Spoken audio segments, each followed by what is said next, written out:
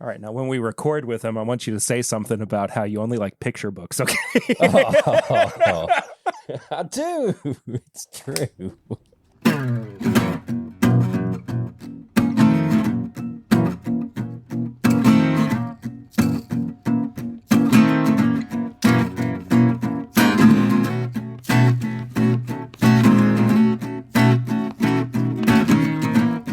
Welcome back, everybody, to This Is My Bourbon Podcast. I'm your host, Perry. With me, just as he always is. Well, I mean, unless he's not. One time. Okay. Can you replace me? Come on. What happened? I'm just playing. Okay, it's You did Eric the replace Whiskey me, Mutant.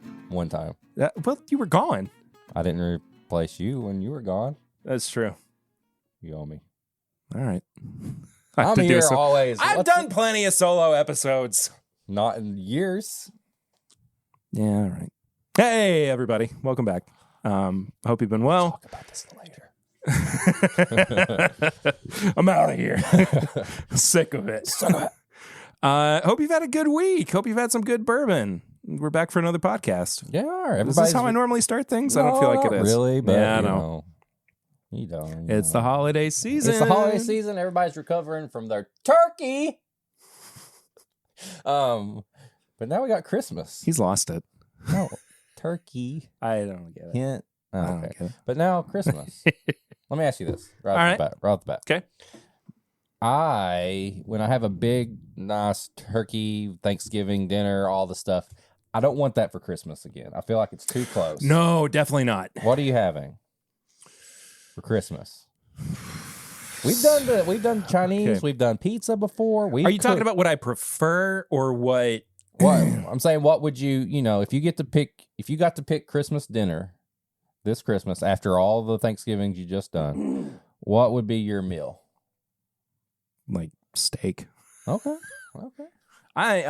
Or to celebrate the birth of the lamb. Party pizza. Yes. No, lamb. Oh. Do you like lamb? Yeah, when it's done right. What's done right to you? Like cooked really good. Like it can get very like dry. Sometimes people overdo it. I don't cook it that much myself. Honestly, if you grill it kind of the same way that you grill steak, you're pretty much guaranteed for a good experience. Yeah. It's not my something that I crave or I don't. I mean, I've only every once in a while. Sure. Not as much as party pizzas. I love lamb. You know what I love more than just like a lamb chop is a lamb burger. Oh yeah. Oh, I love lamb burgers, man. I don't think I've ever had a lamb burger. I love them. I'm hungry. Let's go. All I had today was a smoothie and a bowl of cereal. I gave you a piece of pizza. And a piece of pizza. You're right. He handed that to me as I was walking in. Old fart head. Why did you call it that? Because I don't know. It's old fart head pizza. I don't, but like, what is that in relation to? Old fart heads. Eating pizza that's cold. Okay. I'm just going to give it to you. Okay. I mean, they know what I'm talking about. Who knows? Them. Oh, you. Yeah. Was that leading anywhere? The question about dinner? You're just curious? I was just curious. Okay, cool. Well, I'm curious if you have signed up for the Patreon yet. That's patreon.com/mybourbonpodcast. You can support the show for as little as $1 a month, for as little as $5 a month. There's bonus content that's over there as well, including, but not limited to, a bonus episode that comes out every Monday, the pregame chats that come out before every single episode, and the uncut version of the main episode as well. Uncircumcised. Yes, it's just there. Yep. You got to decide what to do with it. The full load. The full Monty. Yep.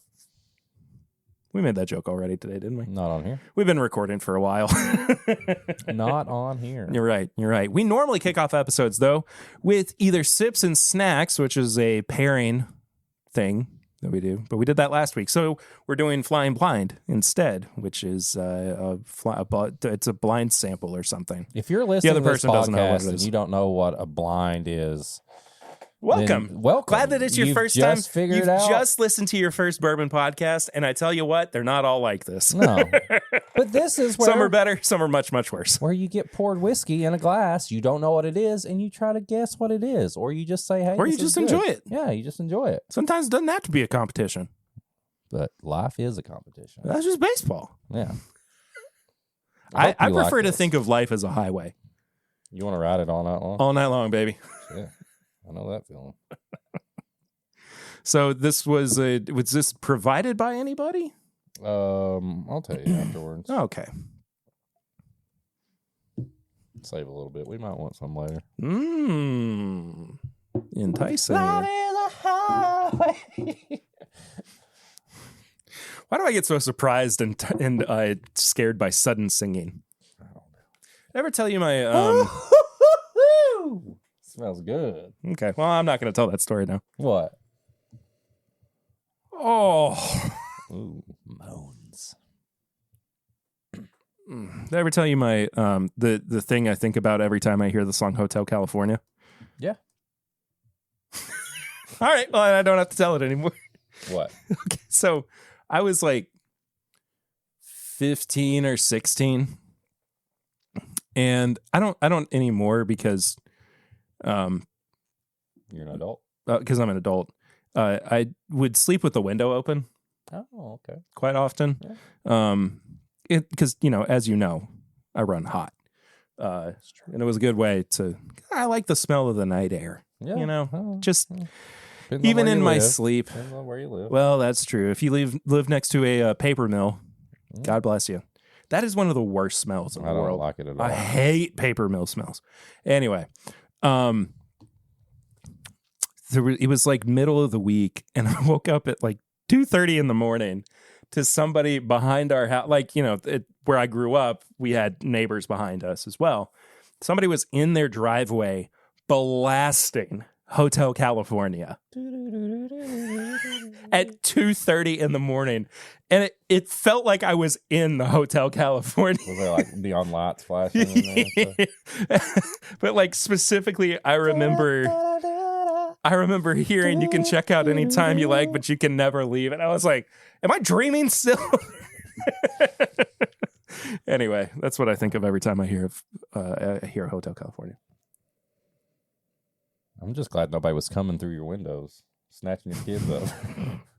Hide your kids. Hide your kids, hide your Hide your wives. wife. Probably was around that time too that video came out.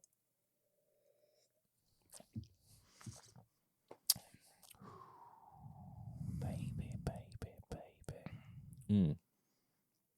Oh, baby. How was I supposed to know? That is good. Wow. That is good. They Wow. don't make that like they used Whoa, to. that finish. It's big. It's a big finish. You look like a bear. Bear. I guess I would be edit yourself right there to make yourself look like a bear. I guess I would be a bear if I were gay. Yeah. Or silverback when you get older. Is that what that is? I don't know, dude. Like an old man that's hot, something like that. Silver fox. Oh. What was I thinking? Gorilla? Yeah, silverback gorilla. Gorillas are hot too. Gorillas are sexy, man. They're sexy. I like gorillas. You ever see them in there? Go to the zoo. They're majestic. We've been to the zoo together. I know. Do people know that? Have we ever talked about that? Yeah, just me and you. Yeah. It was our bro date. Decided to go to the zoo. Got to know each other a little better before the podcast started. That was the interview process. The two of us just Meet me at the Louisville Zoo, and we're going to talk and walk and look at animals. And we now can I'm do on this the in a podcast. park. Now I'm on the podcast.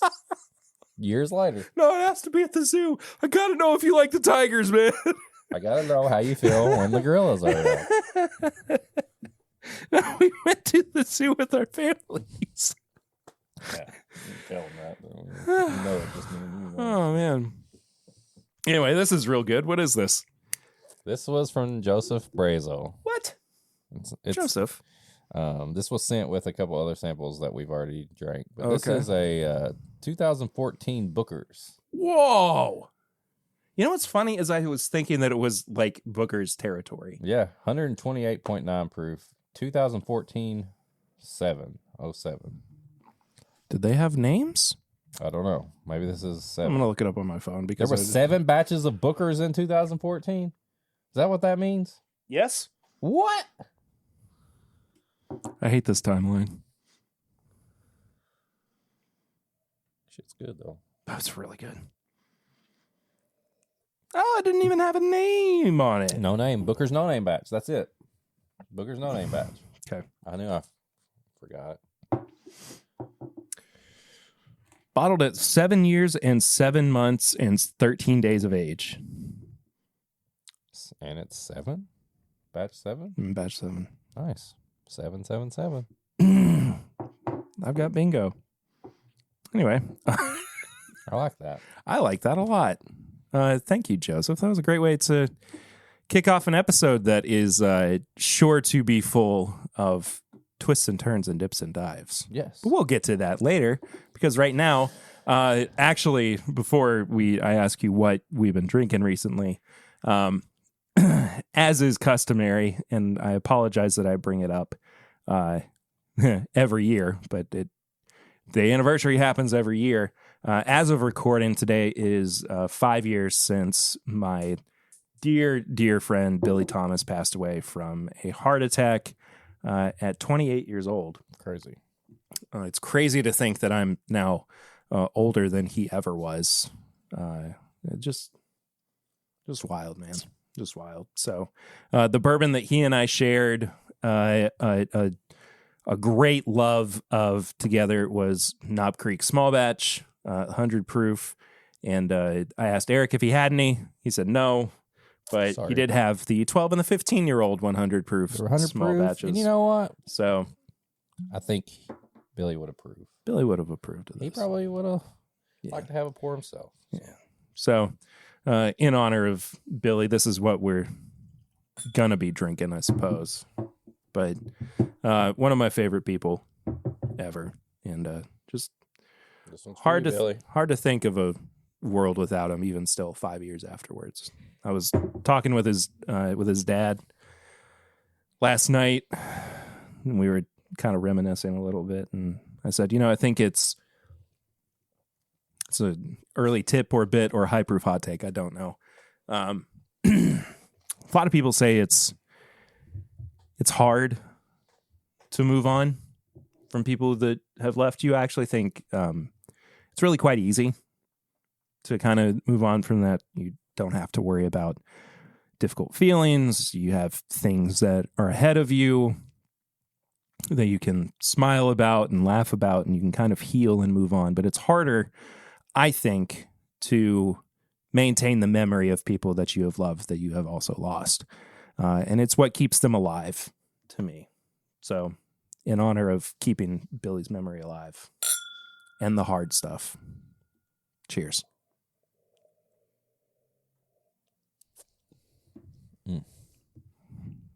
It's a good pour. Hot dog. There's just nothing but beam today, apparently. Well, that's not true. Well, yeah.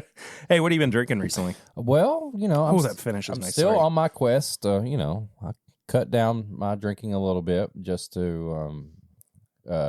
This is a funny comment. I told somebody that I cut my drinking down a little bit because my cholesterol was up and all stuff, and they tried to correct me saying that I eat too much meat, which I don't. Yeah, because I post about grilling all the time. I eat too much red meat and stuff, and that can cause your cholesterol to go up. Yes, I know that eating a lot of meat causes my cholesterol. Now remind me, what do you do for a job? I'm a nurse. Oh, okay. So you went to nursing school, right? And so you understand how cholesterol works, right? Yeah. Oh, okay, cool. Just wanted to check in on that. Just remind everybody. I don't eat that much meat to cause my cholesterol to go up. It's based on stress and alcohol, because your good cholesterol and your bad cholesterol are always going up and back and forth and all this. So your body's making the good cholesterol when you drink alcohol, and it's doing its thing, but it's a whole thing. Anyway, so alcohol makes good cholesterol, really? Well, alcohol makes cholesterol go up, but your body interacts with it to kind of even out. Oh, so okay. It can cause different levels of cholesterol go up. Either way, shut up. Either way, shut up. I didn't have a whole lot, but I had last night. We ordered some food from Banners for dinner, and I went up to get the food, and me and April went up just to have a drink before. We're like, it's a couple days, middle of the week. I had a pour of their 1792 full proof. Yes. And let me tell you, after not having anything for a few days, get you good. It gets you. He's going to get you. He's going to get you. And I will say, if you're in Lexington, you should check out Banner's Sports Bar. Always sports going. They have a lot of picks and stuff, but they don't shy away. They do almost Perry pours when you order a neat pour of whiskey, depending on who's at the bar. Like they give you a big old. Did you see it? This was, and they're maybe I don't remember that much. Dang, son! I'll put it up on screen too for anybody who's watching the video version. Because it was their special. They do like a single barrel special. Utah, give me 2. Yeah. He's just like, here you go. Okay, dokie. So yes, I had a big old pour of 1792 full proof, and I enjoyed every single minute of it. Nice. And what else? Oh, after we recorded the other night, I had a little bit of Funky Nerds. Oh, yeah, that's right. You did. And it keeps getting better with age. It just keeps aging. It does. I promise. You have to have just keeps getting narrated and narrated. Yeah. And, but yeah, that's about it. But I loved that Banner 1792 full proof. It's so good. Nice. So. Trying to think. There wasn't a whole lot that I really got into this week. I've been on antibiotics to try to get over this crud. Finally, I realized I have not been on antibiotics since before Eden was born. So I hate antibiotics, man. I don't particularly like them either, but I do notice that I feel better. Yeah. Right now. Like, I don't know what kind of underlying crap I've had in the background just eating away at me. But I feel so much better. My attitude towards sickness has rubbed off on you, and where you just deal with it, and you like, if I'm not dying, I'm not going to the doctor. But I mean, I've kind of been that way anyway for the past few years. But sometimes you'll ask me, like, is everything okay? And I'm like, yeah, you'll be fine. But it's easier for me to do that than to go to the doctor. Oh, that's true. I mean, like, I almost, when I was here last week, asked you to look at my throat. I would. I probably got extra antibiotics upstairs you could have. Yeah, well, so I'm on Augmentin for the first time, and like, there was a period too where I had like a sinus infection or strep, like almost every month at the same time, and so I was very well versed, in Augmentin, amoxicillin, Z-Packs, whatever they had that could get rid of it, but. Yeah, it feels weird taking an extra pill each day twice each day for 10 days. Now you know. So I haven't been drinking quite as much as I maybe would have. But I did finally, after third time's a charm, apparently, I had a Goose Island Bourbon County Stout from this year that I liked. I had it with my dad. Which one was this? This was the Backyard Stout, I think is what they call it. Yeah. It had a few different types of berries. I don't remember. It was really good. It finally was just like, I was so nervous going into it, and I got everything else was like, because everything else was either bad or okay. But I got the glasses out and I was pouring it up, and I was kind of like, here you go, Dad. And I let him try it first just to see what his reaction would be. And I took a drink of it and I said, oh, thank God it's good.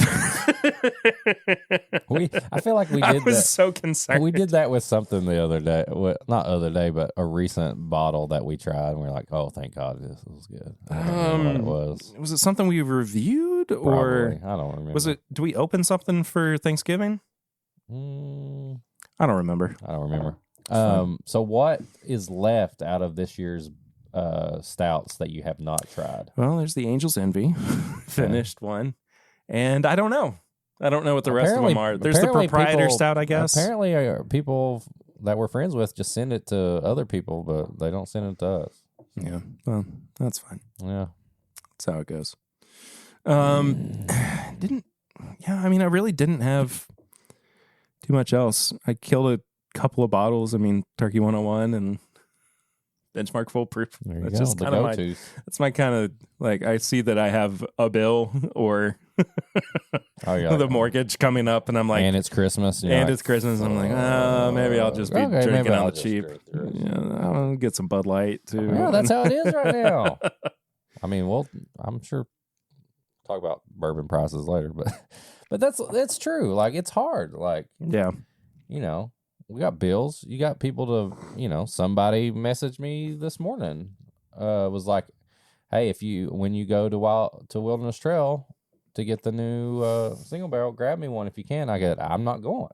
I said, I can't afford that. Right? I think I had somebody they asked me the same question. Because they assumed I probably would, because I've got every other release. Yeah. Well, unfortunately, it's Christmas, and it's just expensive. Well, it was also like a one per person. Was it? I think so. I didn't read. There were only 113 bottles. When I knew that I couldn't get it, I kind of just like tuned out because I didn't want to think about it the whole time. Yeah, I talked about this on my live stream last night, which the audio version should be up in the feed now. I'm sorry I keep saying that, but this one's gonna be in the feed. So listen to that. Check the feed.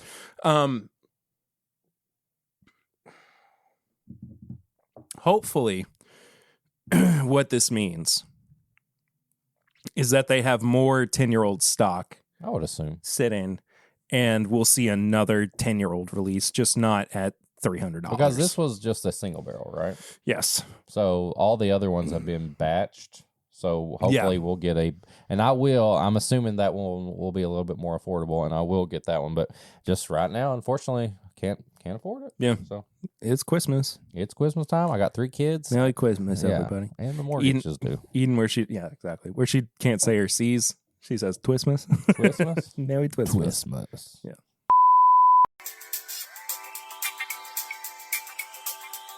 This is My Bourbon Podcast is brought to you by Walking Pad. Eric. Yeah. What would you say is the hardest part of being an adult with a full-time job? Staying in shape, eating right, taking care of yourself. There you go. The folks at Walking Pad are here to alleviate some of that stress. They are the only foldable treadmill designed to alleviate the pain of sedentary lifestyle and lack of exercise. And they say it's a must-have for many people who work from home. I work from home. I am in the same... Foldable. So not only is it easy to use... You know how many times... It's transportable. I've had to put together a huge treadmill only to have it sit and then take it apart if I move or something. Way too many times. I might as well just throw it away. I wouldn't throw this away. No.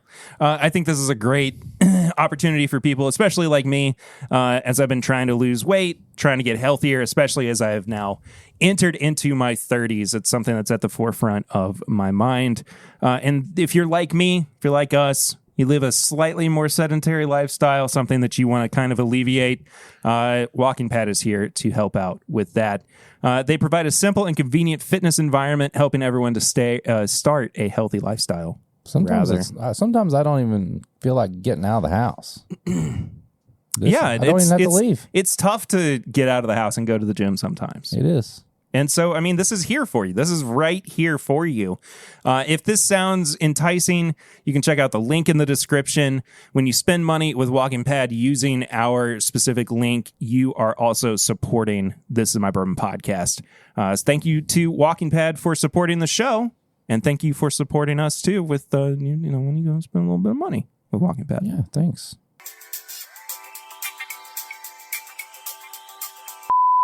Eric? Yes. What?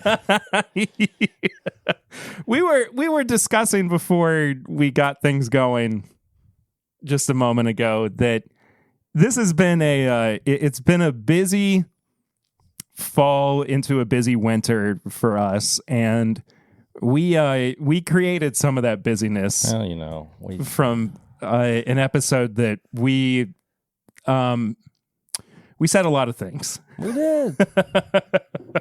And it was a lot of I think what it felt initially was very charged. and we kind of felt like this was not just our idea. Dave also wanted to hop on and talk about some stuff with us as well. We're not going to just focus on that. We've got a lot more that we're going to talk about.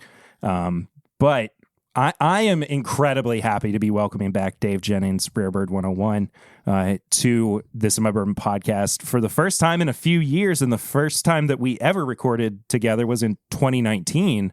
Well, actually, it was 2018, and the episode came out in 2019. Oh. So things are all over the place. Long time ago. Lots of things have changed. But Dave, thank you so much, man, for being on and hanging out with us for a little while. I don't think Dave's changed that much because I've been watching. He hasn't. I've been following him for a long time. I've got a little more gray. You still So do I. got good hair, though. Great hair. Yeah, man. Well, thank you. I try to keep it on top, but I don't know. The color's going no matter what I do. So I think the gray is distinguishing. Yeah, I think it's just my beard now. Well, you don't have any hair up top anyway. It's gone. Yeah. So, well, thank you. Of course, man. You sent us a little Christmas gift as well to sip on while we're talking. Yeah. You sent us a sample of the Pride of Anderson County rye and one of the bourbons as well. This bourbon is the 119.8 proof. Yes. Yeah, that's right. And the rye, of course, is 9.5 years. The bourbon is 13.5. Correct. Aside from all of the the kind of criticism that we were talking about with Pride of Anderson County, I don't think I ever truly said I do still want to try these products. There was still an underlying thought of I'm just curious what they're like. Yeah. And this is just a great opportunity to be able to do that. And we'll get into some of just the overall generalized kind of state of how expensive bourbon is right now in a bit, but I think we should probably take the time first and foremost to talk about these two products that are in front of us. So we had the rye on our left, so I figured we go left to right. But do you want to start with the rye, Dave? Do you want to start with the bourbon? Where do you think? I think we should start with the bourbon. Okay, cool. And this is so. Whenever I first received samples for what would become this first wave of Pride of Anderson County, they were 8.5 years. The bourbon was 8.5 years. I'm sorry, Wow.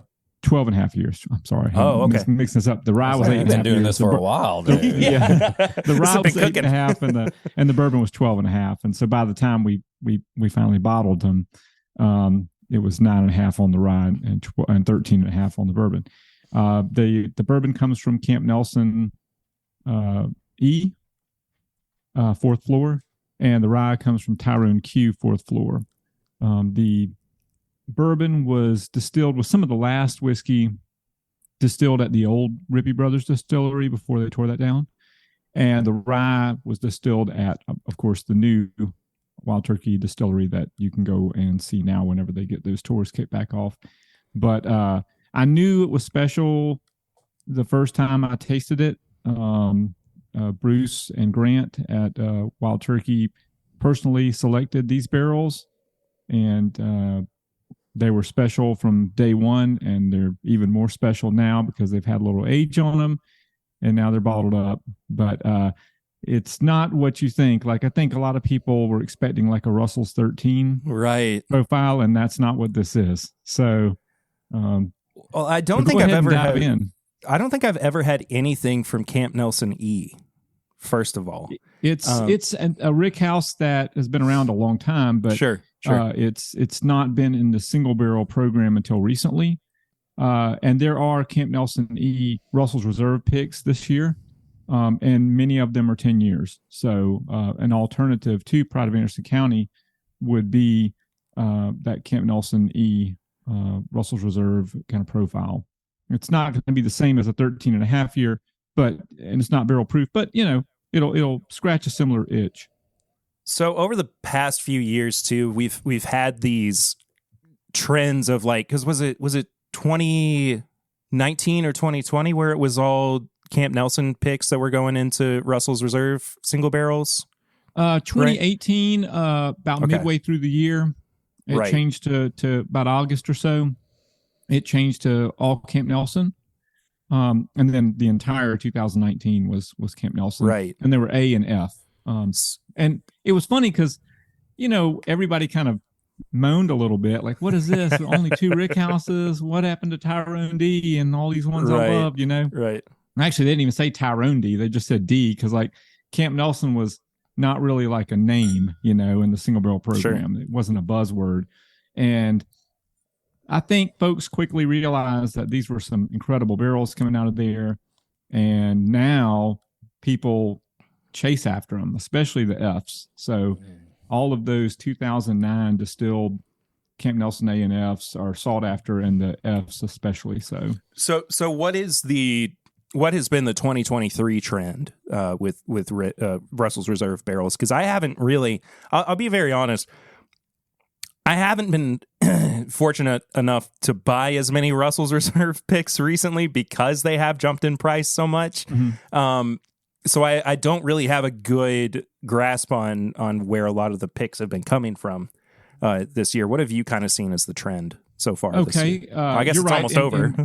In the state of Kentucky, the price of Russell's Reserve is well up there now. I want to say, what is it, about $90 now? It is. It is pretty much $90 now. Okay. Kroger and get it cheaper. 85. Yeah, a little bit. Yeah. So where I live, it's still in that $65 to $69 range.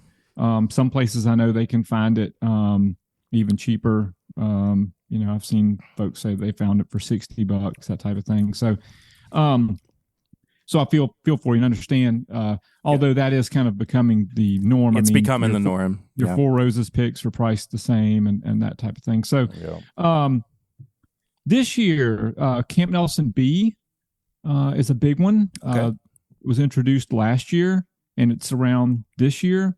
So I would highly recommend picking up any Camp Nelson B selection. Tyrone Q. Tyrone Q was introduced this year, and they're just phenomenal. I don't know what the deal is. They're like 8-year picks, but they're darker than a lot of the 10-year picks that are out there. And they just have a lot of depth and complexity. I can't wait to see what those taste like as they age out a little longer, but even at 8 years, they're remarkable. Another one would be Camp Nelson E. It's probably the gentler of the 3 in terms of profile. It has most of them are 10 years that you're going to find out there right now. Okay. I would equate it to like a proofed up Russell's 10. It kind of like is that right down the middle kind of bourbon profile. It doesn't really have anything that like really jumps out on the spice side or fruit side or whatever. It's got a lot of, your familiar turkey notes, but it has that 10-year age statement, and it's 110 proof. So if you like Russell's 10, try to find one of those 10-year C&Es for a more amped up experience.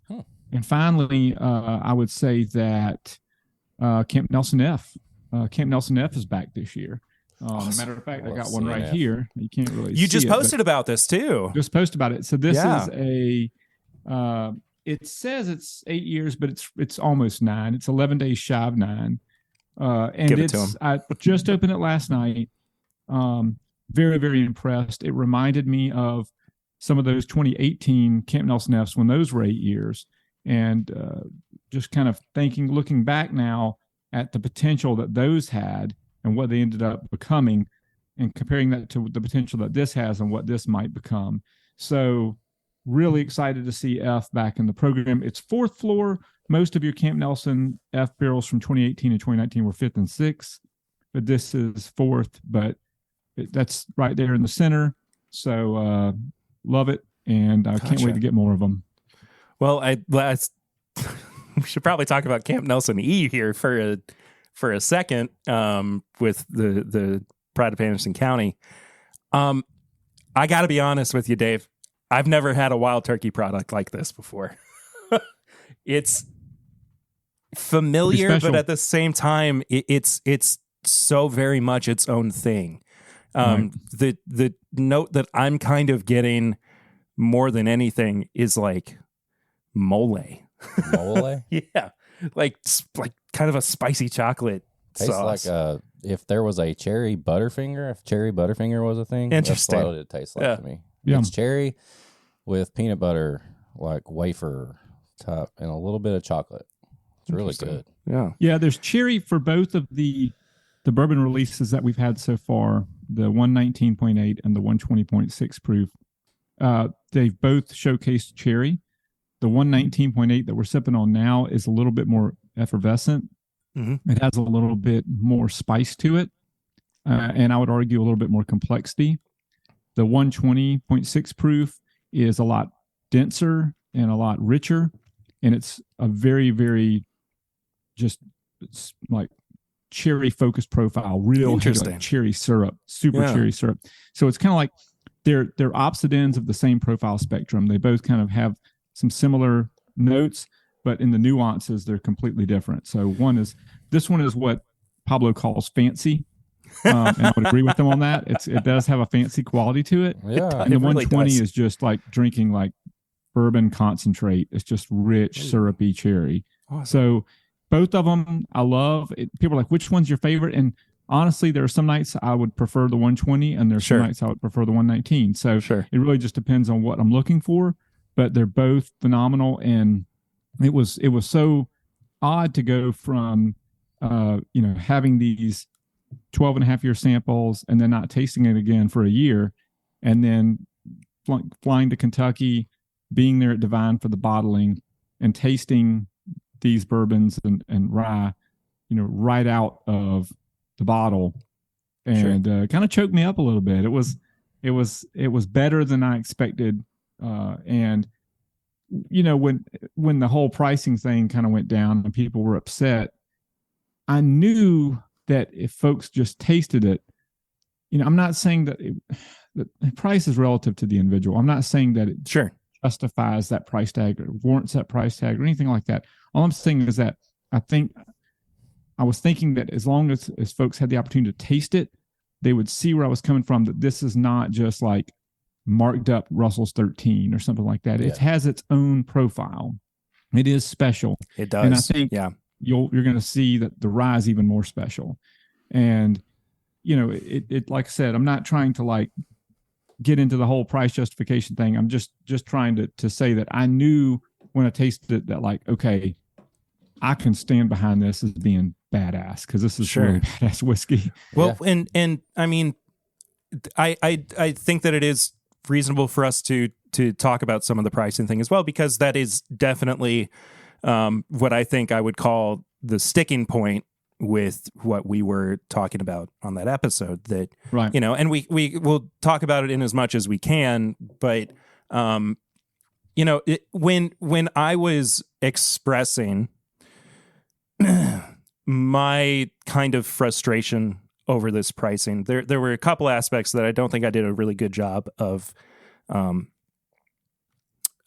explaining as well as I could have, and the first of which was I wasn't upset that I was not going to be able to afford this, that I was priced out of it. It was just more of an ongoing kind of like exhaustion with things increasing in price so rapidly. And that, I think that actually kind of like folds into the second part of it, which was, I think about, the bourbon consumer as a whole, and, how accessible this spirit has been for so long.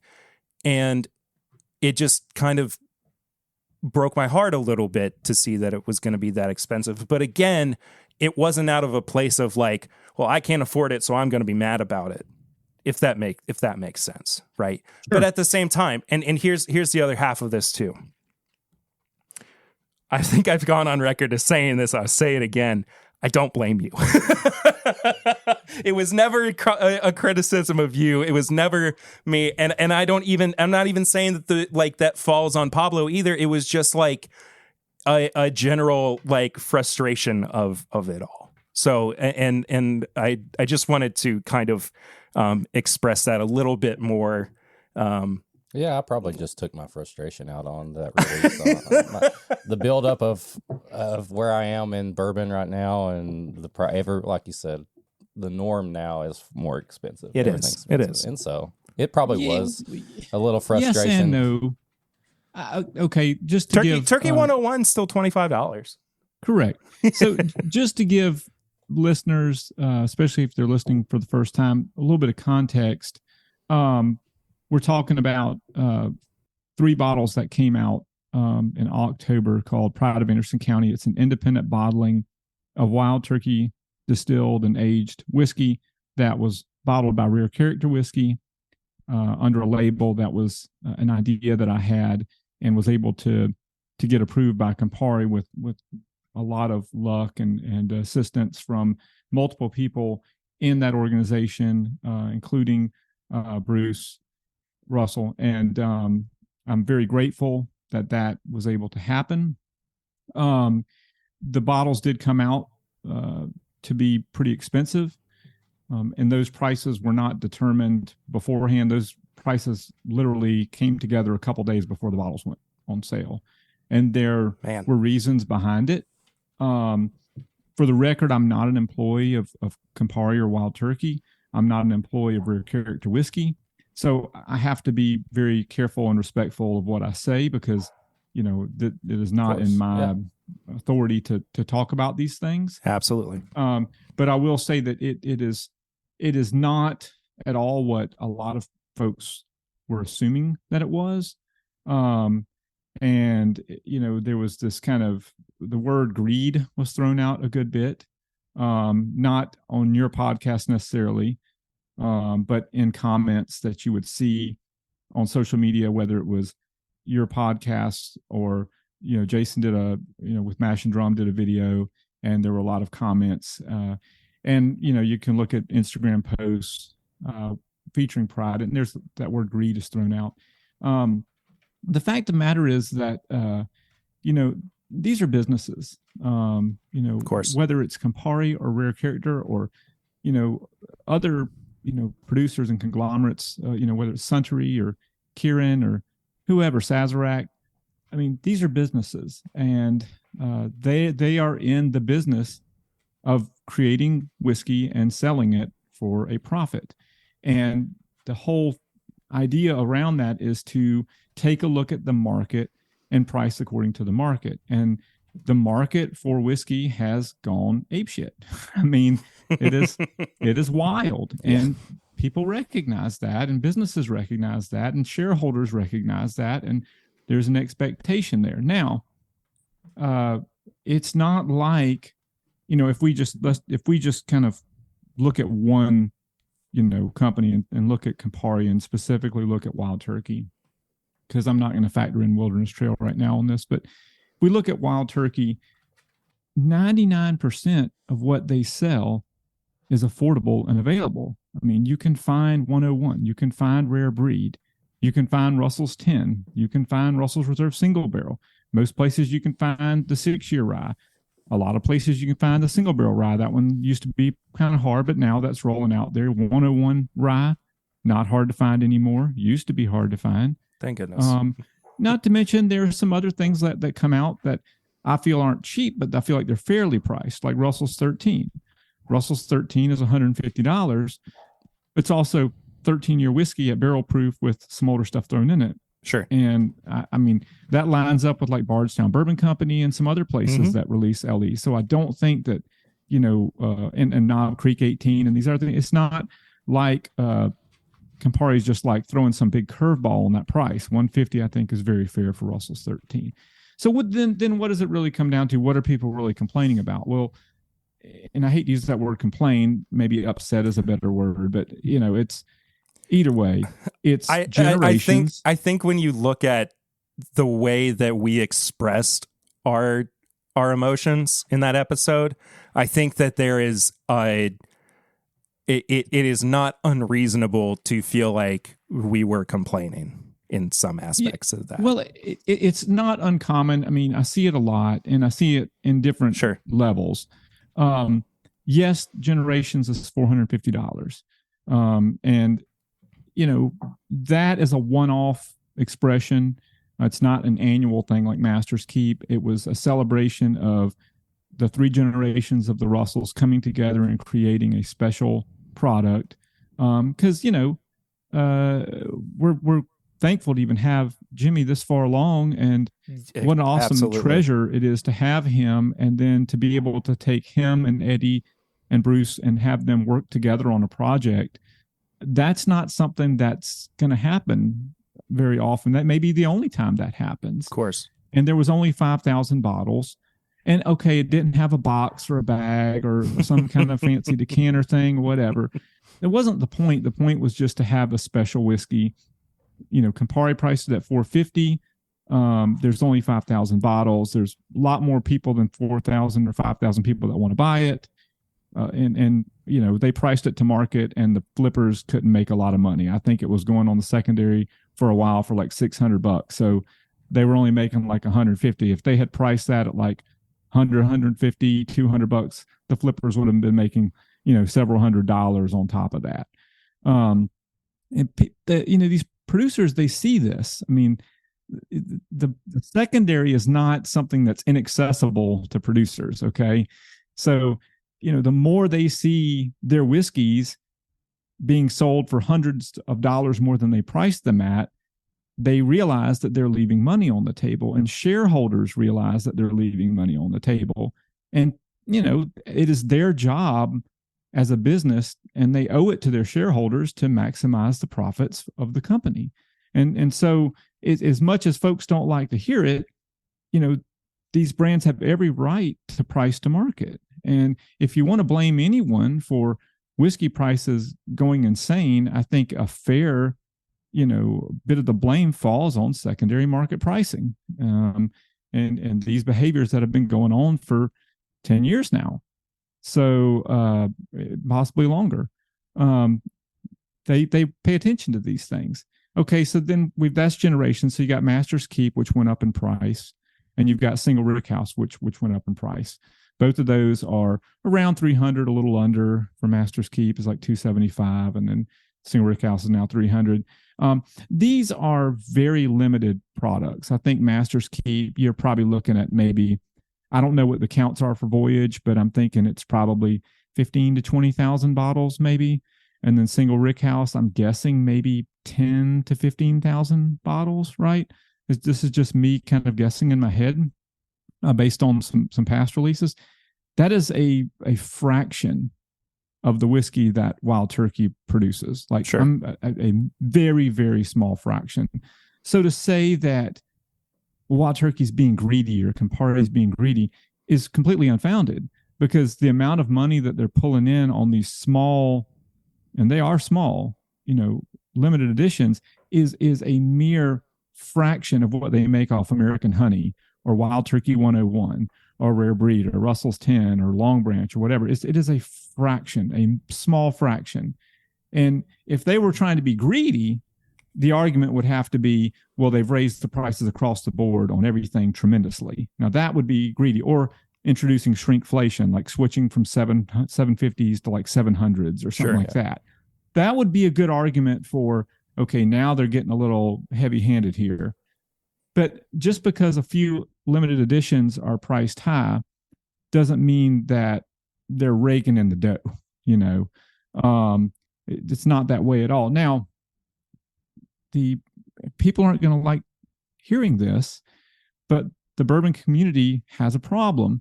And that problem doesn't exist for everyone, but it exists for a lot of people. And that is entitlement. There is this mindset that every time a new release is announced, that new release should be available to you and priced at a price that you feel like is comfortable. And there's this mindset that is how it should be. Like every edition should be priced appropriately or priced low and should be everywhere. Everybody feels like they're owed that. And it's just not the case anymore. It's like, before I got into bourbon, I was into coin collecting, or numismatics as they call it. And I totally understood that there were coins that I was never going to be able to acquire. There were coins that I would only see in books and magazines. I would never hold them or see them in my entire life.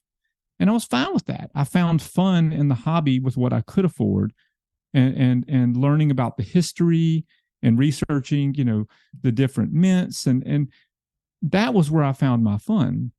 I didn't let me missing out on some special coin, ruin the hobby. And I feel like there needs to be that realization in the bourbon hobby that it's okay to not get everything. It's okay to not, have something show up in your local for a decent price. And I mean, the last time I purchased a BTAC was 2016. I bought a William LaRue Weller for $200 in 2016. It was a pretty heavy amount to pay at that time in 2016, but I did it. That was the last time I've ever bought a BTAC. Do I care? No. Do I think BTAC is awesome? Of course I do. I love it. I love George T. Stagg. I love Handy. I love all of them, but do I see them in my area? No. And when I do, they're priced more than what I want to pay for them. Sure. So life goes on. I don't, whine about it or spend my days kicking the can around because I couldn't get my pappy, So, okay. So I guess my point is this: the bourbon world has grown significantly in the last few years, and there are a lot of folks just like in any other hobby, that have the means to be able to afford more expensive things than others. This exists again in other things like cars, whatever. And there is a luxury market out there. There's a luxury whiskey market out there. Brands are only smart to create products to put in that marketplace. And it's not so much that they're going to make a ton of money, because I don't think Sazerac's going to make a ton of money off the $10,000 Eagle Rare. They're probably going to make a lot more than that off of just Buffalo Trace and Eagle Rare, the regular Eagle Rare, right? But it's having that there to meet that market, that it exists there, that it simply exists there. It's like you'll see people that walk in the liquor store, they know nothing about whiskey. They're looking for a gift and they want to spend $200 or they want to spend $300. What are they going to do? They're going to go to the store manager and say, hey, I need to get a special bottle for this friend of mine who's really into whiskey. And they're going to sell him a Johnny Walker Blue, or they're going to sell him a Sinatra, and he's going to be totally stoked because he's got this cool box with this fancy looking whiskey. And to him, it was totally worth what he just paid. And, you could sub that out with other things, the Woodford Baccarat, whatever, there is a market for that. So there is a market for high-end whiskey, and brands are only being smart to create things to throw into that tier. Brown-Forman just did it with that. Didn't they have one that was like, it was only 5,000 bottles and it was $1,000 or something. I don't know. Yeah. It's hard for me to keep up with everything. I understand. So everybody's doing this. I mean, you have some brands where they're almost built on top of that to some degree. Like you have plenty of Willett stuff that sits on the shelf, but you have the purple tops, and they go for $350 plus. For a 9-year barrel proof whiskey, and people love it, and I love it, and I don't have many. I have 2, but I'm proud of the 2 that I have, and I'm happy that I have them. And there's it just is. There is this tier. It is, yeah. And it's kind of always existed. It just exists at a larger scale now. And now it's kind of what people feel like are infringing on releases that they used to be able to purchase and have access to, are now creeping up into that tier. And so I understand them being disappointed by that. I get it. At the same time, there are tons of alternatives. And there are tons of alternatives, not just in brands that you know and love, but in brands you haven't discovered yet. And I promise, if you just get out and kind of sip new things, you will find cool shit to be excited about. That's going to get you out of these blues of like, this whiskey was too expensive. Now, then when you get to the whole, like, if you want to talk expensive whiskey, you have whiskey that tastes like it's expensive, and then you have whiskey that obviously doesn't. And I would like to think or hope that what you're tasting now tastes like expensive whiskey, whether it justifies the exact price tag or not. I mean, I would like to think that this tastes better than a Kentucky Spirit or Russell's Reserve Pick or even Russell's 13. I think I could argue that it does. Yeah, I don't. Okay. I don't think I could taste this and put a price on it, but I will agree that this tastes like something special and something expensive. Right. Like it does not taste like I've just went and got even one of the Russell's 13s or something over there. I will say that without even putting a number on it, it tastes special, and it tastes like if you paid a lot of money for it, you've got your money's worth. So I go ahead, Dave. Go ahead, Perry. No, go ahead. Well, I was gonna say I do think that there is just that that misconception that and I'm not saying that we are absolved of falling short of the truth in our own right, but that misconception of, well, they were just throwing whatever they could into the bottle. But I know you, Dave, well enough to know that you wouldn't just do that. No, I know there's no reason for me to assume that you would do that, and knowing too that even so far back as a year before it even got bottled, knowing that you were tasting it and you approved of it then, you were putting your stamp of approval on it then. I mean, that is, to me, it is special whiskey. It is something that you're not going to be able to get all the time. Right. I mean, there aren't many independent bottlings of Wild Turkey. And even Single Cask Nation had to go up in price this year. They did. I mean, they did. And again, there are reasons for that. I can't get into them because, again, I'm not an employee of Campari. I'm not an employee of Rare Character, and it's not my area of business to be talking about that stuff. But some of the same reasons are likely the reasons why Single Cask Nation had to raise their price. With Pride of Anderson County, it is a little different because it's its own brand, so there had to be a lot of work done to create, the art and the labels and the legal stuff, everything that goes into it. But there are reasons. Again, what the main thing for me is, does it taste special?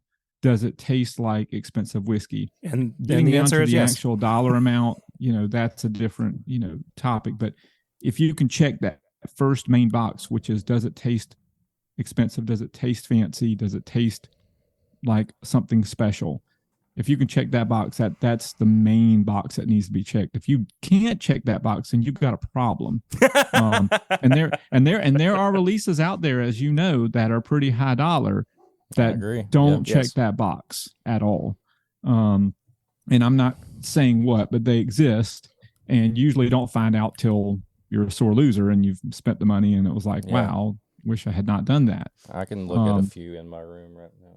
A couple behind us. Speaking of special, I think that tasting the rye would be a good thing. I just did, actually. To do that, I don't know if you saw my face just a second ago. I did. I was like, I bet he tasted the rye. I did taste the rye. So, holy crap. Yeah, I've been curious to taste the rye because I love Wild Turkey rye. And it's one of the few ryes that I always get the same note. So I'm curious if I get that same note in there somewhere or if it's a completely different I don't know, man. I gotta be honest, I got a little choked up trying it. Yeah. That was it is very special whiskey. It's pretty much right up there with Booker's Rye, in my opinion. I mean, I don't disagree. I know people can say, well, it's easy for him to say, but remember that I didn't make this whiskey. I didn't even pick this whiskey. Bruce picked this whiskey with Grant at the Rick House and sent the samples to me. Actually, I think they picked it in the lab, but besides that, they sent it to me to kind of see if it was something that I would like, if it was something that I would want bottled. And of course, the answer was hell yes. The second I nosed it, I was like, these are amazing. Mm-hmm. That was not a struggle at all. But I can't take credit for, that part. Sure. Wild Turkey made this. Bruce picked it, sent it away. Pablo tasted it. He was blown away. He knew how special it was the second he tasted it. Of course, I tasted it about the same time he did. And we unanimously decided that this was something much greater than we ever anticipated. and eventually turned into what it is now. Over a year later, but the rye is there. Wild Turkey has never released a single barrel rye barrel proof ever. This is the first, and then we have another rye barrel that's sitting in the warehouse aging right now. That'll be the second. But that's it. You don't get turkey rye like this. It's also so far to date the highest proof rye. This is 116.8, so that's higher than the current rare breed rye, and of course higher than the single barrel rye, which is 104. But tell me that's not up there. Tell me that's not like Booker's level. I'm sitting. So when we were talking about, we've always done our best of releases of the year, right? And so immediately after drinking this, I was like, I need to find a spot for this on my lid. This is. It tastes like apple pie to me. There is a lot of apple in it. I love apple notes on Wild Turkey Rye, and this probably has the most extreme like baked apple note. And it may not even be that I don't know if I like the initial taste as much as I like the finish. The finish is where I get everything. Like it does really kind of just explode. Yeah, so it gets all over your jaw. Yeah, I love a good finish, and it's like drinking an apple pie, a freaking apple pie, just with like it smells. The smell gets a little hint of apple, and then a lot of crust, like a kind of a doughy crust, and then you just taste it, and it tastes like the inside of an apple pie. It's great. Yep. I'm just it's fantastic, and I'm looking forward to what we've got sitting in the warehouse. But what we have already is again exceeded the expectations that I had. Going back to the price thing, if that's an individual call. People have to kind of decide if that's worth it to them. Yeah. Definitely wasn't something that was trying to take advantage of anyone. So if it comes across that way, that was never the intention. Again, these are their reasons, and then these are businesses, and that's just how it is. But you can't knock the taste. The liquid is phenomenal, and very thrilled to even have the opportunity to be able to do this. I think I'm in the same camp as you, Dave, of I do want to just try stuff, and I know that everything that we said was prior to us even having the opportunity to try it. And I am very, very grateful that we have now been able to, because I mean, this is such a special experience. Not just because of, it all of the little factors and the little, footnotes and everything of why it's so special, but just that, the thing that I keep going back to, I think, and I try to remind myself the most of as well, is how important the community aspect is to bourbon and well, I guess rye now too. But you just so quickly were like, I need you to taste it. Yeah. And that to me, I think was a lot more generous than we should have been. A lot more generosity than we could have been offered. No, man, don't worry about that. I appreciate honesty over anything else. I feel like there's I think that you handled it as well as it could have been handled based on your emotions. I mean, seriously, you came out and said, look, we're gonna talk about some pretty heavy things, and I don't mean any disrespect, and you were very careful of how you did that. Nothing really bothered me that much. There was a comment about letting the bourbon community down or whatever. That I know. That hurt. I shouldn't have said that. Well, that's all right. I shouldn't have said that. I don't want to be defined by Pride of Anderson County. I don't want to be defined by a price tag.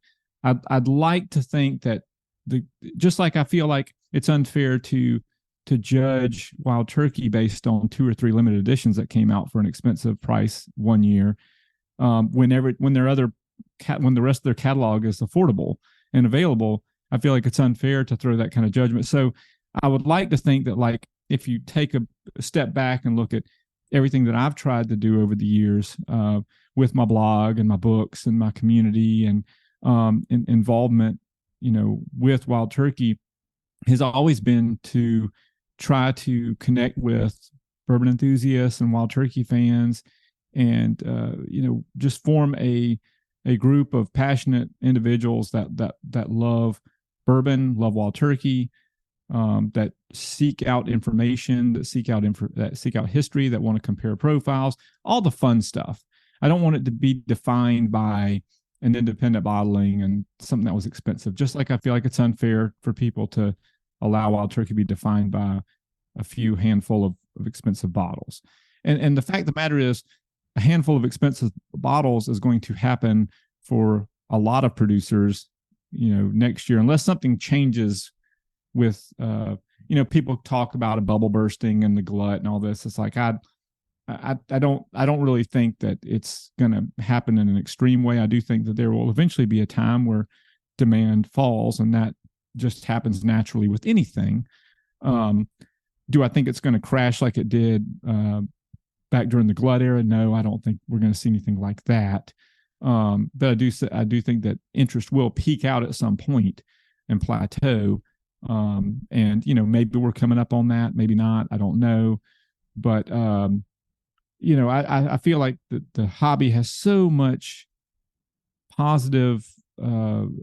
There's so many things that we can do and talk about. You're absolutely right. Don't let a couple bottles get you down. Like, it's sad because I've never blocked anyone on social media other than scammers. Spam, yeah. Scammers and spammers. Sure. I will block. I do not mind people getting angry. I don't mind people making off comments, stuff. But there was one person last week on Instagram that just really went over the line with me, and I had to block him. And I'm like, this is not what this is about.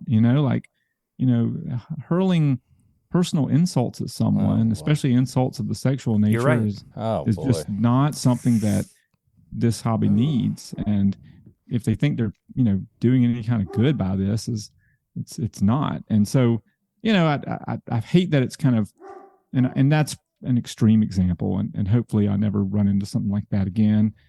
But it's okay, people. Like there's a lot of cool stuff out there that we can drink and talk about, and it doesn't cost a lot of money. If you want to buy expensive whiskey, and that's cool. There's nothing wrong with that. I don't blame you. If you want to say it's okay, you don't have to. If you want to say it's okay, Perry, that's fine too, because I need, because I feel, Perry. Thank you, Dave. but I am happy that you brought up that comment that I made saying you'd failed the bourbon community, because looking back on that, that is the thing that I regret saying the most during that whole episode. Well, it's okay, man. But I think I've gotten past it, but it is something that, I do apologize to you for saying, because it's all right, man. It's just A, it's not who I am. And B, I was in such a heated state in that moment that even if I meant what I said at that time, I don't feel that at all. Well, thank you. Like it's just not true. Like right. you have done so much for not just Wild Turkey and encouraging people to, check out what they have been doing, because they are still, I think, some of the most unsung heroes in bourbon. We talk about it all the time. Right. But just showing the community at large that it's okay to be a super fan. It's okay to have a passion for a particular brand. Our buddy Ian is a New Riff guy. That's his thing. He's all in with New Riff. And if anything, you have enhanced and encouraged the bourbon community. And it's so unfair of me to have ever said, you failed it. And shake it off, man. It's no need to apologize. Shaking off. People, when you care about something, right? And that's when you tend to speak your mind the most. If it was something that you didn't really care about, you wouldn't be that passionate about it. You might make a few jokes about it and move on with your day, right? Sure. But when you care about something, you tend to get more emotional, and you obviously care about bourbon. You care about the hobby, and you felt let down by the price, which I don't blame you. A lot of people did, because traditionally Wild Turkey has been more of the, working person's whiskey, I guess you could say. We said as much, I think, in that episode too. Yeah, I mean that's tends to be it's traditional base. I think that things have changed because people have realized that the quality of the whiskey that Wild Turkey makes is not working man's quality. Absolutely, it's just as good as any other high end brand out there, and I think that Campari's wised up to that as well. Again, they have shareholders. They're a business. It's their responsibility to take care of those shareholders and to turn a profit. And when you have bottles that you're selling, like look at when Russell's 13 first came out, it was like $69. Yeah. And people were flipping it for $4.50. Yep. And you've got to think someone in the office in New York was looking at that one day going, we've got this price too low. We can't do this. Yeah, we can't do this. We can't do this. And that is completely logical and makes every bit of sense. Yeah. So there's no reason for people to get mad about that, because if they worked there, they would probably make the same damn observation and recommend the price go up. So it's only because we care about it so much that it becomes passionate and becomes, voiced that way. And a lot of people that work at these corporations, they're not bourbon geeks like we are. I mean, their job is to do what they're supposed to do. And their job may be maximizing the profit for the company or figuring out, the market price based on what people are paying. And, I cannot fault them for doing their job, because that's what their job is. It's not communism, and it's not charity. It's a business, Right. So anyway, I think I've said probably enough about the pricing. People, it's funny because bourbon pricing, it just when it creates a lot of conversation. It really does. Like on my Discord server, I see it all the time. I see it on Twitter all the time. I see it on Instagram. People can go on and on and on about, but it never really ends. But ultimately, people do have to face, supply and demand. I mean, much like gravity, you cannot ignore it. Sure. It exists, and it's a proven concept, and that's just always going to be there. So you can wrestle with the bear all you want to, but the bear is going to win in the end, and the bear is supply and demand. So, yeah, I appreciate you mentioning the passion part, Dave, because I think that's just shows that you understood why we got the way we did. And the older I get, the more I complain about money. I've found bills and all that. So, but I appreciate you pointing that out. And you're much nicer than some of the comments and messages I got saying that I need to learn how whiskey works before I complain about pricing. So, that was an intense thing for people to say. Another thing that people don't like to hear, but it's true, is that we don't have to have this, right? Exactly. It's not milk or bread or gasoline. I mean, this is stuff that, honestly, truth be told, might be a little healthier without it. I mean, mentally, maybe not as healthy. Sure, yeah. I enjoy my whiskey at night. Yeah, exactly. It serves a nice mental health purpose to me. Okay, and I feel like to me that means something to me, right? But, do we have to have it to live? No, we don't have to have it to live. It's a you don't have luxury. to have it to go to your job. You don't have to have it to put food on the table or put diapers on the baby, whatever. You don't have to have this. And people get mad when I say that, because they'll be like, no one is forcing you to buy this whiskey. Like, you do not have to buy this, and people get upset about that. but it's true. It's true. Like, you don't have to have this. Like, so you're right. So there is a positive thing about this. Use that. That is your power. So when you go to the liquor store and you see that bottle you really want, and the retailer has marked it up to a price that you're not willing to pay, don't pay it. Yeah. Just walk. Just buy something else. Get you a handle of 101, walk out, get home, pour it in your glass, and you're gonna be like, you know what, this ain't that bad. I do need to get some 101 right now. That is probably the one thing that I feel like, as a whiskey nerd or bourbon nerd, that I feel like I've actually grown a little bit over the past year or two, is learning. And like you said earlier about FOMO and feel like you're entitled to every release. It's like, I feel like we all probably felt like that at one point, and maybe people still feel like that. Yeah. But I feel like now, just because if somebody hears me complaining about a price doesn't mean I'm just mad at everything. It's like, I'm more picky now, and I don't have to have that. I want to, I'm okay, like you just said, walking into my local store that I've went for years and years and seeing their stuff go up, just grabbing 101 and walking out, and I'm okay with that. Yeah. Everybody has their own threshold. Everyone has their own limits. As long as you stay true to those, you should sleep well at night.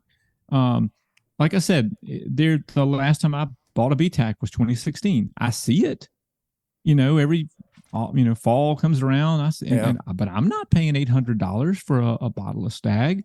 I'm just not. Now, is there someone else that would? Very likely there is, and that's why it's priced that way. Yeah. And I'm not going to get angry because that person can afford it and chooses to buy it. Sure. That's them, and that's what they feel like is worth them. And honestly, that's changed for me too, in smaller amounts. Like, when I first got into the hobby, like, if it was like a $50 bottle, that was a very expensive bottle for me. Yes. When I first got started. Yeah. Like, I remember those days too. I was more comfortable in the 20 to 40 range, and 100 was just out of the question early on, very early. But you get into it, and you put one foot in front of the other. Next thing you know, you're like inching into 60, inching into 70. It's like, it happens for a lot of people. You buy a Booker's, and then you buy another Booker's, and then you're like, I guess I could spend $100 on it. Yeah, it does. It happens. But there is still a limit for everyone, and the cool thing is just to recognize that limit and know when to walk and feel good about it. And now, like I said, I mean, here's another cool thing to look at too. Like, when I was first getting into it, there were only a few limiteds every year, right? You had BTAC, you had your Pappy, you had your birthday bourbon, you had your Four Roses LE, you had your Parkers, and then Wild Turkey might do something cool, like Diamond or whatever. That was kind of it. Like, there was no limited editions coming out all throughout the year. There were no craft producers that tasted good or were real popular. Now it's like, there is literally a limited edition like every week. Yeah, right. Yeah. Like, there is a limited edition like every week. There is no way that you can buy every one of them. At least there's no way that I can. No. I can't even keep up with most people cannot. So you're already passing anyway, right? You're passing on stuff just by default, because it's impossible to get it off. So just make decisions. If you are a Wild Turkey fan, and now that we've accepted that Wild Turkey is going to be releasing luxury priced whiskeys every year, it may just be one or two or three. This year was three. It'll probably just be one or two, for most years. My recommendation is, if you really want them, just save up for them. I mean, sure. I would like to think that most people listening probably buy a few $50 bottles every month. I think that's not unreasonable. Let's say they buy a $50 bottle a week on average. Just throwing that out there. Some people might be less, other people might be a lot more than that. If you just cut that down by half and say, okay, well, I'm going to set aside $100 each month, then you would have $1,200 for the year to spend on Single Rick House or Master's Keep or I don't know, if some one-off like Generations comes out again, you'd have the money to do all that. It's just, you just got to kind of decide what your priorities are as a whiskey consumer. It's like the piggy bank. You break in case of special release. You just break it and ready to go. And it's funny that you say piggy bank, because that reminds me too, something I thought of earlier, and I was like, I need to mention that and forgot about it, was some of these producers have seen ahead of time what's coming and went ahead and made some decisions about that. Whistle Pig and Barrel being two of those. Yeah. They priced their LEs at anywhere from $200 to $500. And they just put that as SRP and put it up there on the shelf. And that's that. They're like, they don't deal with the flipping stuff that we deal with other brands that we love. If I want to go buy a Whistle Pig 15, I can get in my car right now and I can go buy a Whistle Pig 15. If I want to spend that kind of money, I know it's sitting there on a shelf and I can go get it.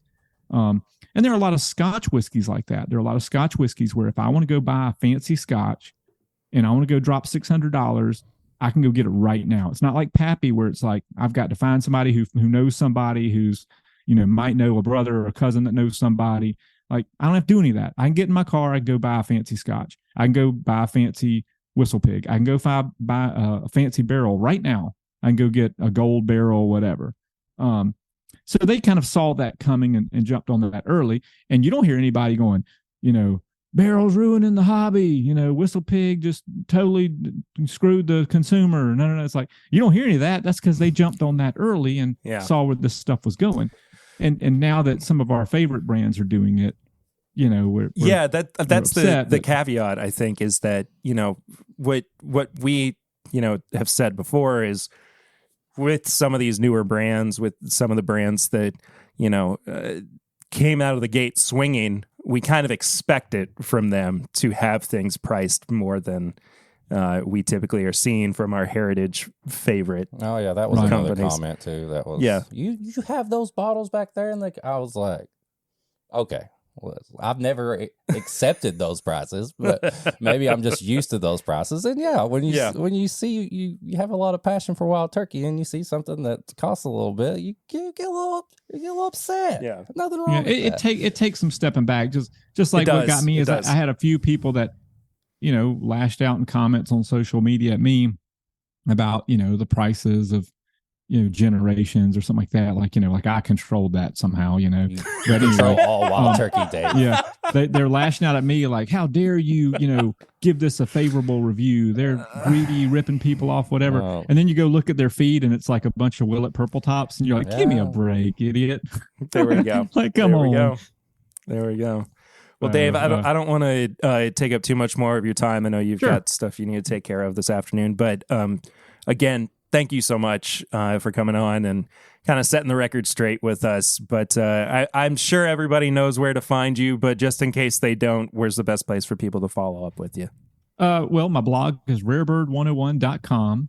You can also find me on Instagram at RareBird101 or at RBird101. I'm still hanging on by a thread on Twitter, or X as they call it. It'll always be Twitter. It's always Twitter to me. It's God. We could talk another hour about that. I don't. I'm not. I don't have the energy to get into that. Honestly, but I'm there. And then, if you're interested, you could in my books. You can go to wildturkeybook.com, and both of my books there, both in e-format and hardback. Do you have you need to do an audio version of that. You just read it to me. Everybody says that. If I did an audio book version, I would pay Peggy No Stevens to narrate it. Oh, that would be her voice is killer, and I think that would be the most awesome voice for a bourbon audiobook. American Spirit, I have the book upstairs, and I will say it takes a lot for me to read a book without pictures or not pictures. It's got pictures, but a comic book or something. But it was really it's great. But I will say my wife loved reading that book because she's not a big whiskey person. But she loved just the history of wild turkey and reading about it, and she just read it like a history book, and so I wanted to tell you that she loved it. Oh, thank you. Yeah, that's awesome. Actually, wild turkey. I love hearing when people who aren't into whiskey read the book and like it.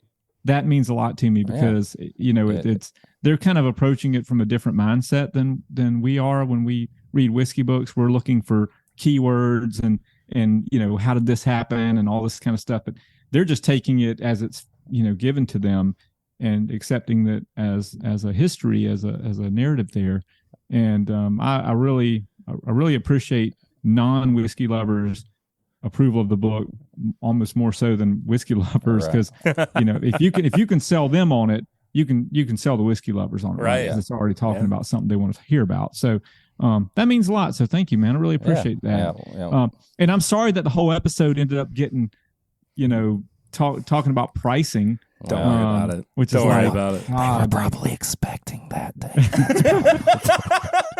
We won't tell them, but that's probably what they want. They'll find out for themselves eventually. Dave, thank you. And hopefully I didn't rub too many people the wrong way. I know it's not the answers that everybody wants to hear. I know in a perfect world, everything would be available. Everything would be affordable. Of course. There would be no allocations. There would be no, maxing out your credit card for a bottle of booze.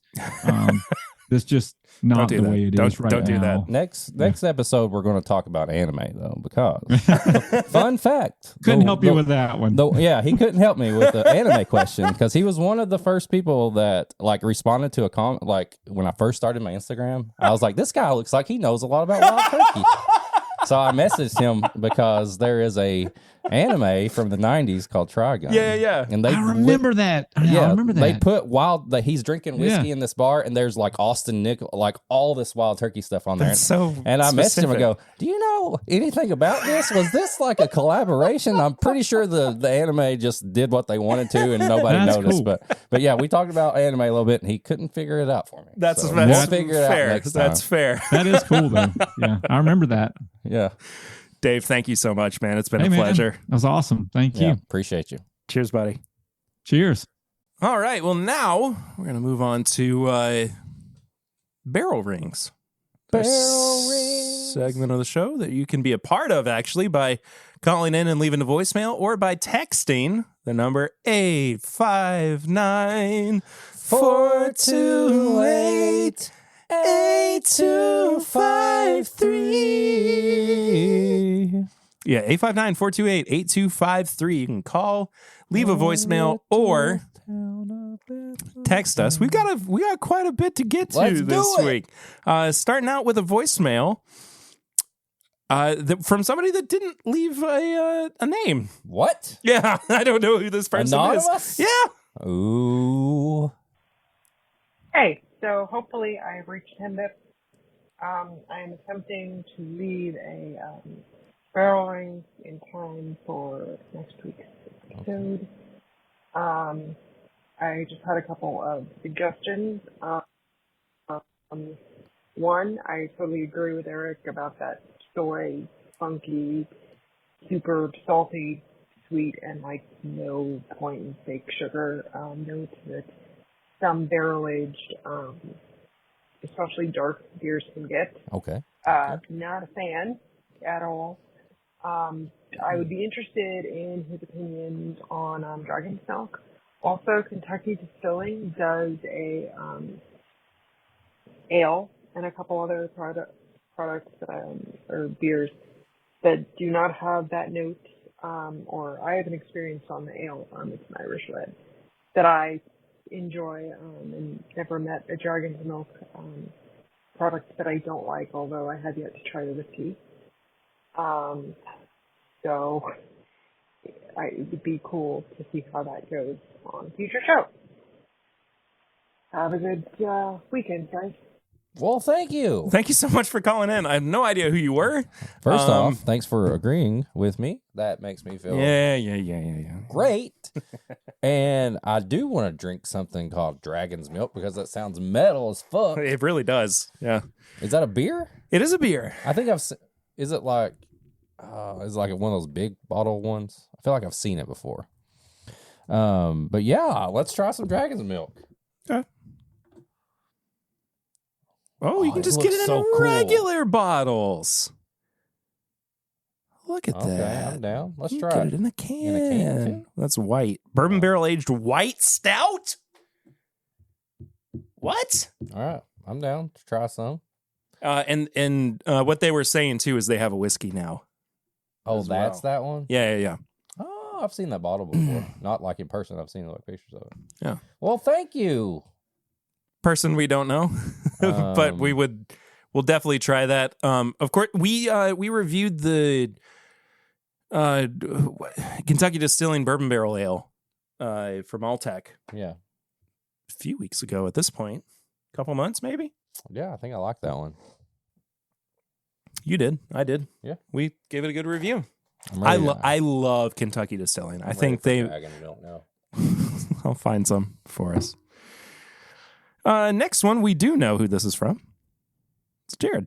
Oh. Happy Monday morning, gentlemen. Hey. It's Jared, checking in again. I just want to let you guys know the pregame chats last episode was effing phenomenal. I don't want to swear in case Perry has to edit it, and that just seems like, Fucking phenomenal. But I mean, the whole segment on Yoda trying to coerce you into anal sex, and then 15 minutes of West Virginia Star Wars. It was chef's kiss. Beautiful. Also, this is not the second time I've heard someone use the term holler to refer to a geographic area.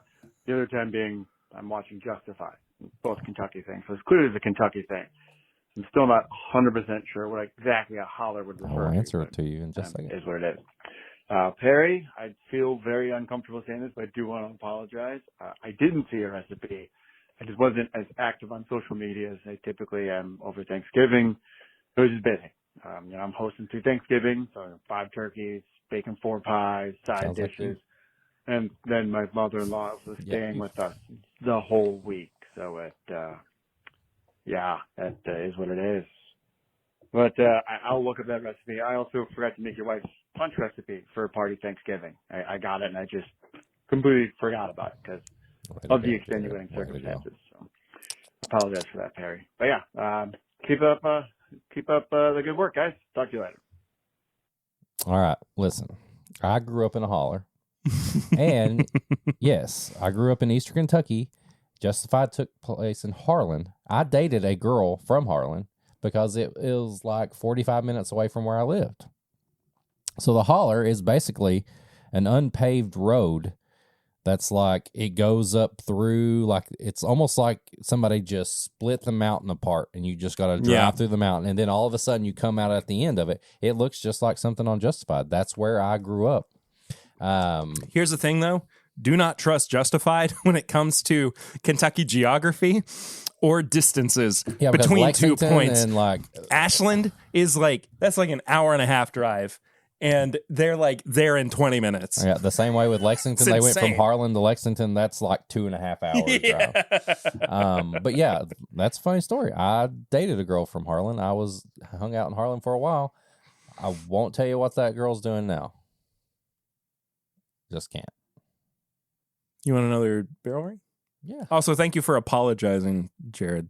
But also, you shouldn't apologize. Hey, what? What's going on, boys? It's Bill, and I'm listening to the episode, sitting in front of Costco, going to get me one of them big old hot dogs that Eric likes so much. But, oh my goodness, you guys. Okay, so let's clarify something.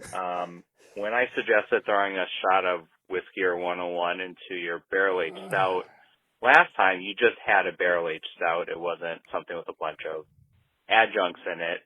I don't think it would work with the adjuncts, but it's more like if you have a barrel-aged stout, you want a little more of that hit. Add a little whiskey, maybe a shot. If you took the term shot literal, like that might have been too much. So sorry about that. I should have definitely been more clear. And I'm so sorry that the Banana Foster's was not good for you. I'm going to try it on Christmas with my father-in-law, so we'll see what I think of it. But raw banana doesn't really sound too appealing. As for Curveball, I'm not sure if you guys remember, but I actually tagged you in a post on Instagram from Curveball, and it had to do with their grilled peach margarita, which is fantastic. I had it. It was great. We talked about it, I think, briefly a couple of calls ago, and I tagged you in it just to show you the recipe. And and apparently anyone I tagged on that post got a follow from Curveball.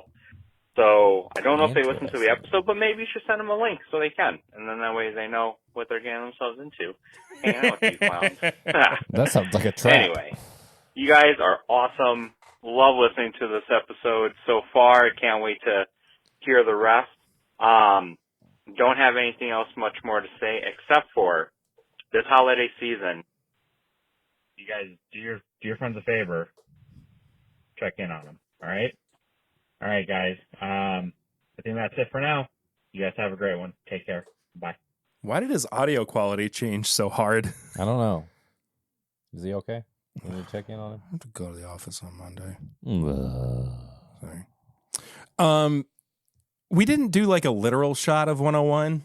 We did a little pour. We did a pour of. I don't know what the Kentucky adjectives are you're talking about. Adjunct is what he was saying. Adverbs. What he meant was all the extra little bits and bobs that they throw in.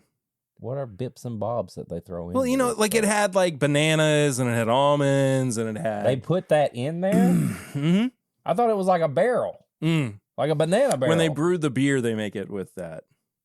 Look, man, I got to be honest with you. I don't really know what I'm talking about. They're putting actual bananas in there? I guess so. What? I guess so. I have no clue how this stuff works. Yeah. We got a couple texts as well. First one's from Tony Bagadonis. Tony. Hello, boys. Just chiming in on the pizza list from last week's pregame chats available on Patreon. Support your favorite podcast host for as little as $1 a month. He did. Nice. If you're watching the YouTube version, it's on the screen too, so you know I'm not lying. He said, support your favorite podcast hosts for as little as $1 a month. So if you take out all of those BS cauliflower pizzas, we could bump Tony's up to third place. That's how it works, right? Then it's settled. Now listen, Tony messaged me on Instagram mad at me because I said I didn't like Tony's. And I will still, and I told him I'm standing by it. Tony's frozen pizza sucks. The sauce is horrible. So it ain't bumping up to nowhere on my list. I'm sorry. I'm apologizing like everybody else, but I'm sorry for not being sorry. Sorry, not sorry. Tony's frozen pizza sucks. Okay. We also have a text message from Don Nishida. Oh, nice. Aloha, TIMBP. Just a short holiday message for you as we head towards 2024. Okay. Now, I've not watched this yet. What? What is it? Cameo? Oh, fuck. Oh, my God. Is this going to play on the YouTube thing? I don't know. Oh, is it going to play on YouTube? Yes. Are we going to tell them who the... Perry just clicked the link that Don Nishida sent, and it said Cameo, and Fred Minnick's on the screen. Yeah. So this is great. Yeah. I don't know what we're about to Play hear. this shit. I'm so excited for this. Oh, God. Hey, what's up, Perry and Eric? Or should I say Larry and Derek? Don booked me on Cameo with some concerns. They're concerned that you're taking bourbon a little too far.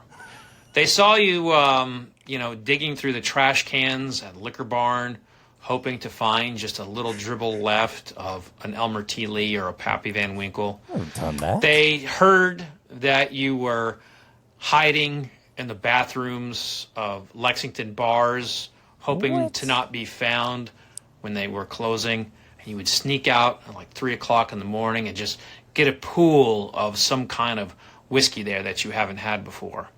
But it wasn't until they saw you at 8 o'clock in the morning on a Sunday before church, mind you, that you were inside a liquor store in the bad part of town buying a bottle of Kessler's to drink in the parking lot. Look, Perry, Eric, go to church. We've known each other for a long time, and have we, Fred? I think you all do a great job on the podcast. But Don and I are genuinely concerned that you may need to see some help. It may be that you've got this FOMO, this tater lordship thing going over your head, that it's just too much, and you all have hit that breaking point. So it's okay to take a break from time to time. And yeah, we're here for you. Don and I are here for you. Just kidding. Hey, I want to wish you all a very Merry Christmas and Happy New Year, Happy Holidays, whatever you all celebrate. You know, I'll think the world of both of you, and I'm so happy that you all are engaged in the bourbon community. Be safe out there. I look forward to having a drink with you next time, and I cannot wait for you to make fun of me again for Halloween. I love that every single year. I look forward to Finally, it. I'm Cheers. recognized. He did it! He did it! It took Don paying him to say this. It took Don Nishida paying a cameo for me to get recognized for Freddie Minnick.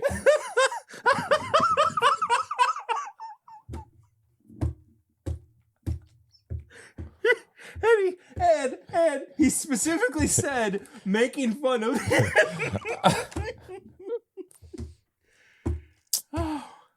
Oh, my sides hurt. I appreciate Derek being called Derek by Fred Minnick my for the gosh. second time in my life. But here's there's so much to break down here. First of all, how much do you think he actually remembers? No, he does not. That's what's so good. There's no fucking way. No, he doesn't. That's so good about that. The other part is because he doesn't remember, he doesn't get the joke. No, he doesn't. He doesn't get Derek. I'm giving Don Nishida his money back. Oh God, no! Don't give it back. It was worth it. It was so funny. I don't know if this makes me feel better or worse. I actually feel worse right now. I'm sorry. I feel worse. This didn't work at all. Oh, hey, he said some really nice things about us, though. He did. Known us for years. Us for years. Hey, how about some high-proof hot takes? Cameo. That was High-proof hot take. that was so good. I can't wait till I actually have a real drink with a person. I would love to set up a time for the three of us to have a drink Set it up. together. Set it up.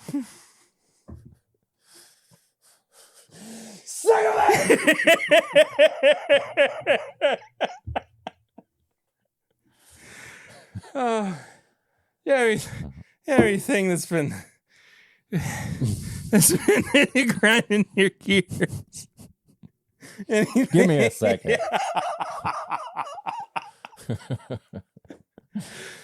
Oh, it's so funny. Okay, let's focus. Get back in track here. Okay. High proof hot takes. What if it's been grinding my gears? I don't know. I've completely lost track of what's happening right now. Where are we?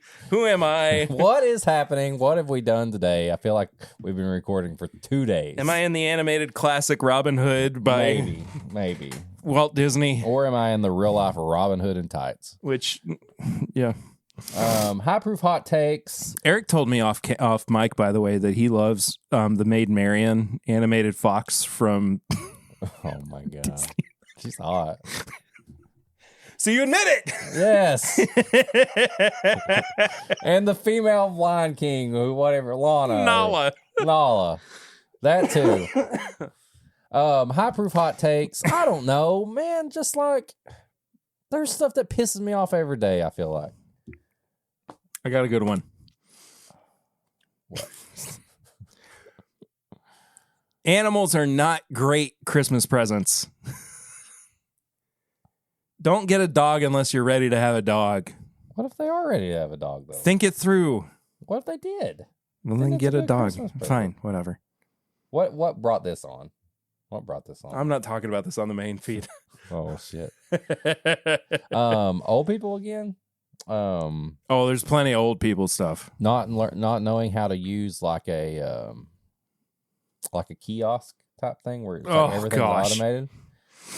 I had to pull out a debit card for an old man. I literally took an old man's debit card because it was beeping over and over and over, and he was just sitting there. And I was like, "Are you okay? I thought he was having a stroke or something." He's like, "Yeah, I'm just waiting for this to finish." the signs of a stroke, Yeah. though, right? Yeah. But yes, hypervoltaic. People thinking I don't know stuff. Sick of it. I know things. I may not know why stuff's priced the way it is. I may not know the process of barrels or something, but I know other stuff.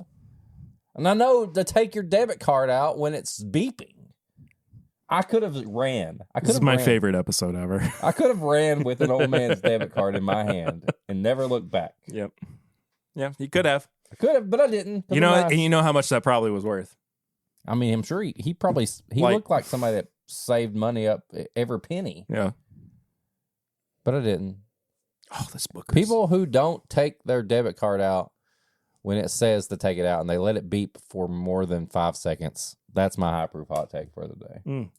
Just pull it out. Tips and bits. Pull it out. Ah. Well, this has been enough. No, just we're going to recommend some things that you should be watching, listening to, reading, playing, maybe.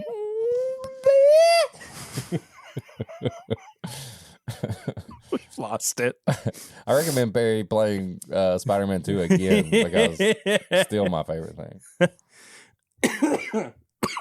So, on the subject of superhero video games, okay, I am for the first time, after it being the first one came out 14 years ago. Oh, But Marvel versus Capcom. No, Oh. Wouldn't that be something? Like I'm diving deep into the Yeah. no. Finally got released on a platform that I have the most access to. Commodore 64. Sorry. The Batman Arkham trilogy. Ooh, Yeah. what's it on? Switch. Really? Yeah. Nice. Apparently, Arkham Knight does not perform super well. Have you seen Mortal Kombat, the new Mortal Kombat on Switch? Yes, I have. It's bad.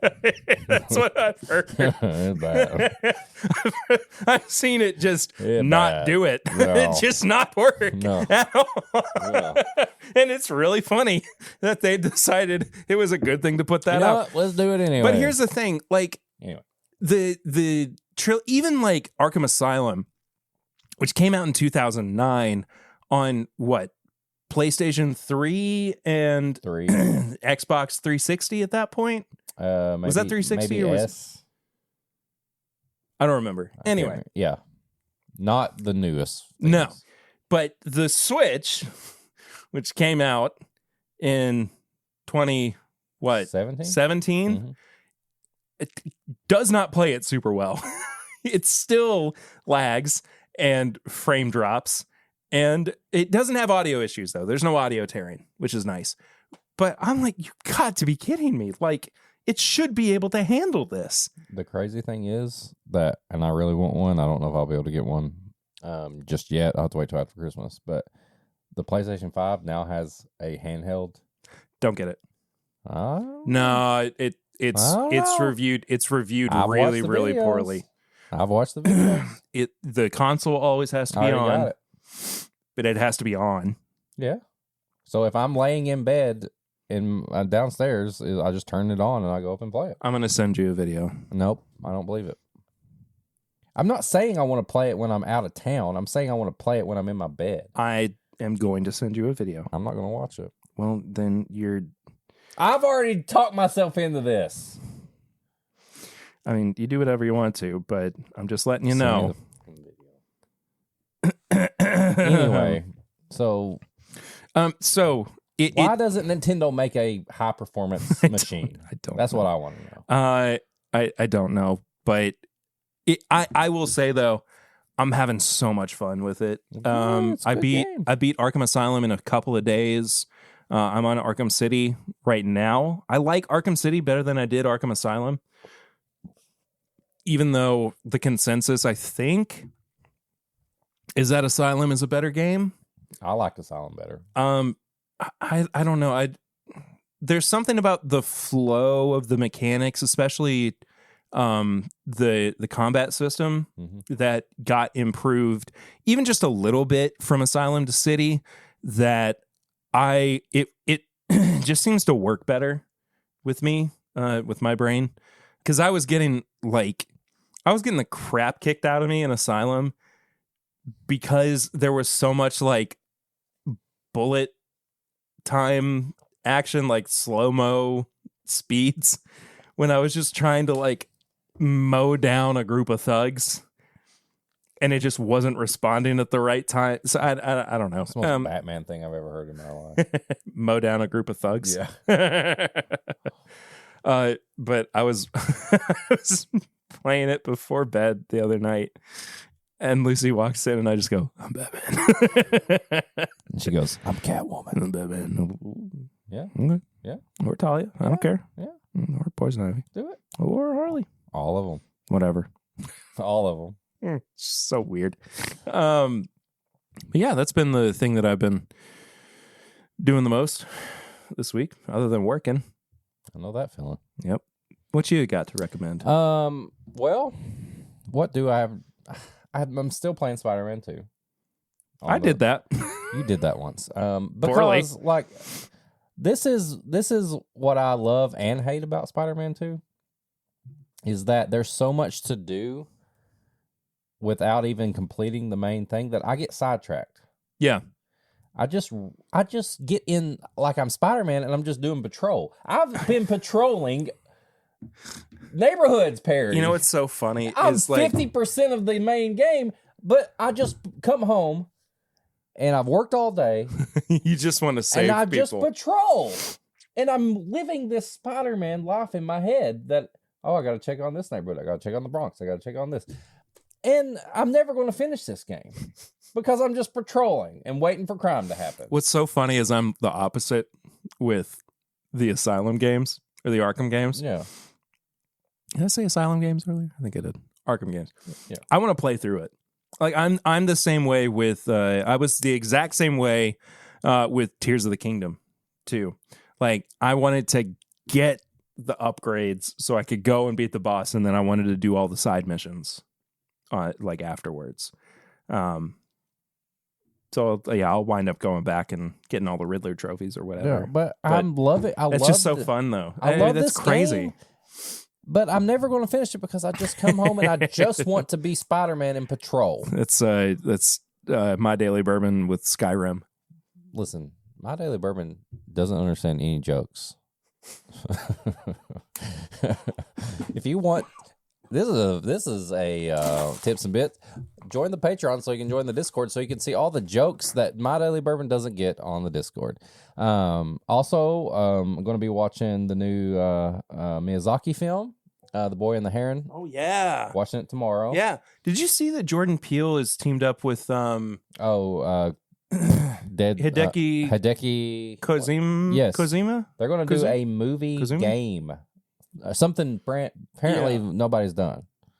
I'm here for it. Hideo Kojima. That's who it is. Yes.